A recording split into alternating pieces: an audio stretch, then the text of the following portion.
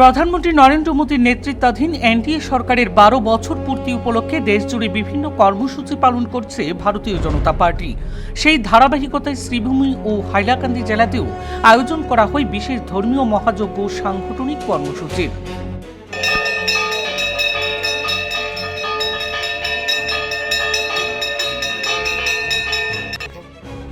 বুধবার শ্রীভূমি জেলার রামকৃষ্ণনগর বিধানসভা কেন্দ্রের বিধায়ক বিজয় মালাকারের উদ্যোগে রামকৃষ্ণনগরের ঐতিহ্যবাহী কালীবাড়ি কালী মন্দিরে পূজার্চনা অনুষ্ঠানের আয়োজন করা হয়। অনুষ্ঠানে উপস্থিত ছিলেন জেলা বিজেপির সভাপতি সঞ্জীব বণিক, সহসভাপতি বিশ্বতোষ সেন, রামকৃষ্ণনগর মণ্ডল বিজেপির সভাপতি প্রীতম পাল, যুব মোর্চার সভাপতি নিশীথ নাথ, মহিলা মোর্চা, কিষাণ মোর্চা এবং দলের বিভিন্ন স্তরের পদাধিকারী ও কর্মীরা। এদিন পূজার্চনার মাধ্যমে দেশের শান্তি, সমৃদ্ধি ও উন্নতির জন্য প্রার্থনা করা হয়।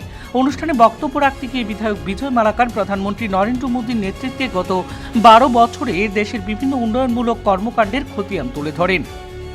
অন্যদিকে হাইলাকান্দি জেলাতেও বিজেপির পক্ষ থেকে পালন করা হয় বিশেষ কর্মসূচি। এনডিএ সরকারের 12 বছর পূর্তি উপলক্ষে হাইলাকান্দি টাউন মণ্ডল কমিটির উদ্যোগে স্থানীয় হনুমান মন্দিরে এক মহাযজ্ঞের আয়োজন করা হয়। বুধবার এই মহাযজ্ঞে যোগ দেন হাইলাকান্দির নবনিযুক্ত বিধায়ক ডক্টর মিলন দাস। তিনি যজ্ঞে অংশগ্রহণ করে দেশ ও রাজ্যের জনগণের মঙ্গল কামনা করেন।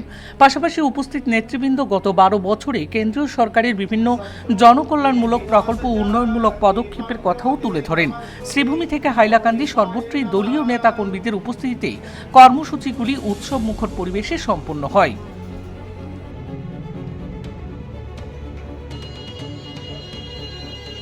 2014 ভারতীয় জনতা পার্টি প্রথমবারের মতন আমাদের মাননীয় প্রধানমন্ত্রী নরেন্দ্র ভাই মোদীজি দায়িত্ব নেন। আর আমরা যদি দেখি ইলেক্টেড প্রধানমন্ত্রী স্বাধীন ভারতে এই প্রথম যিনি এত লম্বা সময় প্রধানমন্ত্রীর দায়িত্ব পালন করেছেন, আর 12 বছর পূর্তি হয়েছে আমাদের নরেন্দ্র ভাই মোদীজির। তাই ভারতীয় জনতা পার্টি পুরা ভারতবর্ষে প্রতিটি জেলা, প্রতিটি মণ্ডল এবং প্রতিটি বুথ লেভেলে আমরা সবাই ভারতীয় জনতা পার্টির কার্যকর্তা নিজ নিজ অঞ্চলে মন্দিরে গিয়ে পূজা করে আমাদের নরেন্দ্র ভাই মোদীজির জন্য আশীর্বাদ প্রার্থনা করছি। যেভাবে নরেন্দ্র ভাই মোদীজি 12 বছর দেশের জন্য দিন রাত পরিশ্রম করে গিয়েছেন, দেশের উন্নয়ন হয়েছে, দেশের বিকাশ হয়েছে, দেশের শান্তি বাতাবরণ সৃষ্টি হয়েছে। তাই আজকে রামকৃষ্ণনগর মণ্ডলের উদ্যোগে আমাদের জেলা সভাপতিও এখানে উপস্থিত হয়েছে।